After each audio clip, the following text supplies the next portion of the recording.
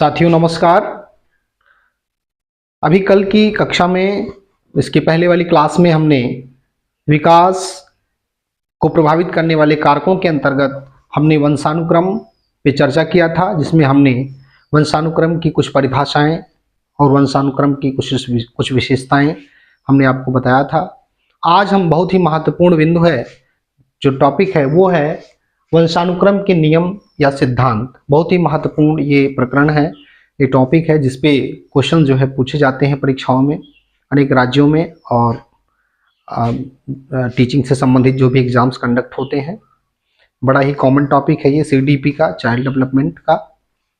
यहाँ पर आज हम आपको कुछ महत्वपूर्ण नियमों के बारे में डिस्कस करेंगे जो वंशानुक्रम से संबंधित हैं, जिसमें मुख्य तौर पर जो सबसे पहला नियम है वो है समानता का नियम, जिसे हम लॉ ऑफ रिसेम्बलेंस कहते हैं।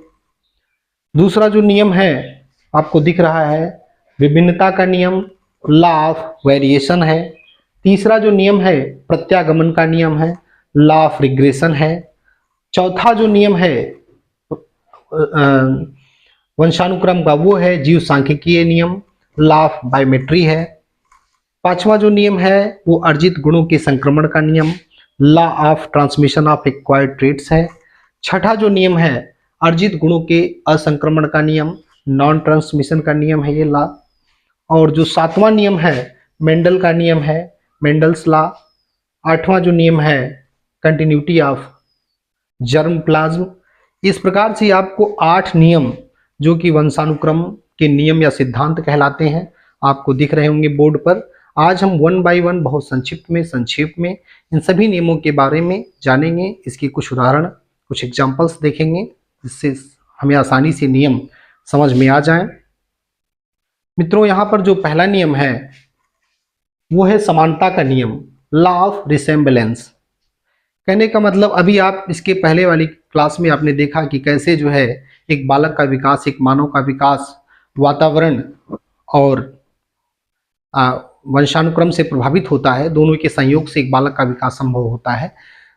तो यहाँ पर जो ये पहला नियम है समानता का नियम, ये बता रहा है कि मानव की जो संतान होगी या ह्यूमन बीइंग की जो संतान होगी, जो उनके बच्चे होंगे वो उन्हीं के समान ही तो होंगे। ऐसा नहीं है कि मानव की संतान में पशुवत गुण पाए जाएं या उनसे संबंधित जो है शारीरिक मानसिक विशेषताएं पाई जाएं, ऐसा नहीं। तो कहने का मतलब लाइक प्रोड्यूसेस लाइक, यहाँ पर मानव जो है मानव अपनी तरह दिखने वाला ही वो संतान उत्पत्ति करेगा, वैसे ही दिखने वाले बच्चे उसके होंगे। जैसे जानवरों के बच्चे जानवरों की तरह दिखते हैं। तो कहने का मतलब जो जिस प्रजाति का है वो उसी तरह का प्रोडक्शन, उसी तरह का उत्पादन, उसी तरह का जो है वो बच्चे या संतति पैदा करेंगे।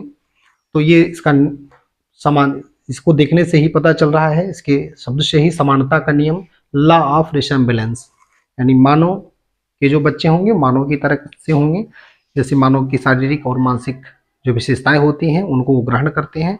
अगला जो नियम है वो है विभिन्नता का नियम, लॉ ऑफ वेरिएशन। बुद्धिमान माता पिता की मंद बुद्धि संतान, यहाँ पे लिखा है। कहने का मतलब ये है कि कभी कभी ये नियम एक दूसरे का विरोधी है, कंट्राडिक्शन है इसमें। ये कहता है कि माता पिता के समान ही बच्चे होते हैं। यहाँ पर प्रजाति से संबंधित तो समानताएं पाते ही हैं, साथ ही साथ ये बताता है कि यहाँ पर जो माता पिता के जो सामान्य गुण होते हैं वो बच्चों में भी स्थानांतरित होते हैं, जो ट्रांसमिशन होता है उनका। कहने का मतलब लॉ ऑफ रिसेम्बलेंस, समानता होती है। ये उसी का अपोजिट है विभिन्नता का नियम। कभी कभी इसमें एक हमने एक्सेप्शन दिया है कि एक्सेप्शन क्या उदाहरण है, ये एग्जाम्पल है। ये है कि बुद्धिमान माता पिता के जो है संतान, कभी कभी आप लोग देखते होंगे मंद बुद्धि हो जाते हैं। कभी कभी मंद बुद्धि माता पिता की संतानें जो है काफी बुद्धिमान देखने को मिलती हैं। तो कहने का मतलब विभिन्नता का नियम है, वेरिएशन हो जाता है। जरूरी नहीं है कि जैसे माता पिता हो, जैसे उनकी शारीरिक बनावट हो, जैसे उनकी मानसिक शक्तियां हों, उसी तरीके से उनके बच्चों की भी हों, ये आवश्यक नहीं है। तो ये नियम बताता है कि विभिन्नता का नियम है। और तीसरा जो नियम है वो प्रत्यागमन का नियम है, लॉ ऑफ रिग्रेशन।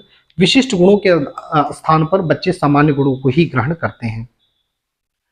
बहुत विशिष्ट गुणों को जो है वो वंशानुक्रम से बच्चे या संतानों में ट्रांसफर नहीं हो पाते हैं, बल्कि उनके स्थान पर वो सामान्य गुण जो होते हैं वही जो है वंशानुक्रम के प्रक्रिया में आगे बढ़ते हैं, विशिष्ट गुणों का ट्रांसमिशन बहुत आसान नहीं होता है। ये नियम बताता है प्रत्यागमन का नियम। अगला जो नियम है वो है जीव सांख्यिकीय नियम। जीव सांख्यिकीय नियम है, इसको हम बोलते हैं लॉ ऑफ बायोमेट्री। ये बताता है कि जैसे कि अभी कल की क्लास में हमने दो परिभाषाओं पर विशेष तौर से डिस्कशन किया था। वहाँ पर डॉक्टर लालियम जोशी की परिभाषा और ड्रेवर की परिभाषा थी। तो वहाँ पर एक परिभाषा में आपने देखा कि जो वंशानुक्रम का जो में जो गुणों का जो संवहन होता है, जो वहाँ पर जो है ट्रांसमिशन होता है, उसमें जो है केवल माता पिता से ही नहीं बच्चे गुण को प्राप्त करते हैं। सबसे पहले तो अपनी प्रजातिगत गुणों को लेकर के आते हैं, और माता पिता और साथ ही साथ पूर्वजों के भी। तो यही ये नियम बता रहा है कि जो 50% जो गुण होते हैं, जो उनकी विशेषताएं होती हैं, शारीरिक मानसिक जो भी विकास की जो विशेषताएं हैं, उनमें 50% जो गुण होते हैं वो शारीरिक और मानसिक गुणों को अपने पूर्वजों से प्राप्त करते हैं, और बचे हुए 50% गुणों में माता पिता से, यानी पूर्वजों में तो दादा दादी नाना नानी जो भी हैं या उनके और ऊपर की जो जनरेशन रही है उनसे भी गुणों का सम्मान होता है, लेकिन वो सब मिला करके 50% में होता है। ज़्यादातर यानी 50% केवल माता पिता का होता है। ये जो है नियम जीव सांख्यिकीय नियम कहलाता है, और इसको देने वाले हैं गाल्टन। गाल्टन ने इसको दिया था। ये क्वेश्चन जो है कई बार परीक्षाओं में पूछा गया है। ये गाल्टन का नियम है। साथियों, जो अगला नियम है वो है अर्जित गुणों के संक्रमण का नियम। बहुत ही महत्वपूर्ण है। ये मैकडूगल का मूल प्रवृत्ति पर सिद्धांत भी है, और इन्होंने चूहे पर प्रयोग किया था, और चूहे पर प्रयोग करके इन्होंने कहा कि जो अर्जित गुण होते हैं उनके संक्रमण का नियम है। यानी जो माता पिता ऐसे कोई भी व्यक्ति है जो अपने जीवन काल में कुछ गुण अर्जित करता है, कुछ उसको वंशानुक्रम से प्राप्त होते हैं। वातावरण में रह करके कोई भी व्यक्ति देखते होंगे, कुछ बच्चे ऐसे होते हैं, कुछ बालक ऐसे होते हैं, इतने संघर्षशील होते हैं, इतने मेहनती होते हैं, और वो अपने बल पर जो है बहुत सारे गुण अपने जीवन में अर्जित कर लेते हैं, जबकि उनके माता पिता उतना नहीं कर पाते हैं। वो अपने लाइफ में बहुत कुछ कर पाते हैं। तो जो उन्होंने अर्जित किया है, जो प्राप्त किया है, जो गुण कौशल, जो भी विशेषताएं, शारीरिक मानसिक जो भी विशेषताएं उन्होंने एक्वायर्ड किया है एक वातावरण में रह करके, एक स्वस्थ वातावरण में रह करके, तो वो गुण भी जो है वो उनके आने वाली जनरेशन में ट्रांसफर हो सकते हैं। ऐसा जो है मैकडूगल ने कहा था कि अर्जित गुणों के संक्रमण का भी नियम है। ऐसा ही नहीं केवल बस माता पिता या पूर्वजों से केवल सामान्य गुण ही जो है ट्रांसफर हो रहे हैं, बल्कि अर्जित जो एक्वायर्ड हैं, जो जिन्होंने जो गुण, वो ऐसे गुण जो प्राप्त किया अपने जीवन में, तो वो गुण भी जो है वो ट्रांसमिट होते हैं। वो एक्वायर्ड गुण का भी ट्रांसमिशन होता है बच्चों में या वंशानुक्रम की प्रक्रिया में। अगला जो नियम है वो आप देख रहे हैं असंक्रमण का नियम। एक का देख रहे हैं यहाँ पे जो है, दूसरा जो है कंट्राडिक्टरी है। असंक्रमण का नियम है। इस जो है नियम का खंडन किया वीजमैन ने। इन्होंने कहा कि ऐसा नहीं होता, अर्जित गुणों के संक्रमण का नियम उन्होंने दिया। उन्होंने कहा कि अर्जित गुण, एक्वायर्ड जो ट्रेट्स होते हैं, एक्वायर्ड जो गुण होते हैं वो ट्रांसमिट नहीं होते हैं। केवल वही गुण ट्रांसमिट होते हैं जो पहले से मौजूद होते हैं माता पिता में या उनके पूर्वजों में। जो विशेषताएं मौजूद होती हैं वही ट्रांसमिट होती हैं। ऐसा उन्होंने इसका खंडन किया। अगला जो नियम है मेंडल का नियम है। मेंडल का नियम बहुत ही फेमस है, जीव विज्ञान में हाई स्कूल में पढ़ाया गया था सभी को। और ये मेंडल का जो विशेष वाक्य ये है कि वर्ण संकर जो प्रजातियां होती हैं हमेशा अपने सामान्य की तरफ जो है वो अग्रसर होती हैं। यानी वर्ण संकर, अगर हम किसी भी चीज़ को वर्ण संकर कर देते हैं, उसमें कुछ मूल प्रजाति में अगर हम कुछ परिवर्तन ला देते हैं, तो धीरे धीरे अगर हम उसमें प्रोडक्शन करते रहें और उनसे पैदावार लेते रहें, तो वो अपने धीरे धीरे जो है वो अपने मूल जो है प्रजा विशेषताओं की तरफ अग्रसर हो जाती है। इसे जैसा कि आप सब लोग जानते हैं कि मेंडल ने मटर के पौधों पर प्रयोग किया था, और वर्ण संकर जो मटर के पौधे थे, जो उनकी पहले की जो विशेषताएं थी, पहले तो उन्हें कुछ समय के लिए जो है वर्ण संकर में कुछ अलग विशेषताएं देखने को मिली, और उसमें जो है फलों का जो वो था की जो विशेषता थी कुछ अलग थी। लेकिन धीरे धीरे उन पौधों का जब बार बार उस पर उत्पादन किया जाने लगा, धीरे धीरे वो जो अपने पहले पूर्व की जो विशेषता थी, जो पूर्व के जो लक्षण थे, उन्हीं को वो प्राप्त करते रहे और आगे बढ़ते रहे। आगे बढ़ करके वही विशेषताएं फिर से पुनः उनको प्राप्त होती गई। यहाँ पर यह है मेंडल का नियम, वर्ण संकर सामान्य की तरफ अग्रसर होता है। और अगला जो नियम है गुण सूत्रों की निरंतरता का नियम, कंटिन्यूटी ऑफ जर्म प्लाज्म, ये भी वीजमैन का नियम है ये। और ये इन्होंने बताया कि जो हमारे अंदर जो गुण और विशेषताएं बच्चों के अंदर वंशानुक्रम की प्रक्रिया में जो ट्रांसमिट होती हैं वो पितृकों द्वारा, जिसे हम जीन्स कहते हैं, जीन्स के द्वारा गुणों का संवहन संभव हो पाता है। और पितृकों से जाइगोट बनते हैं और जाइगोट के दो पार्ट होते हैं, बॉडी सेल और जर्म सेल।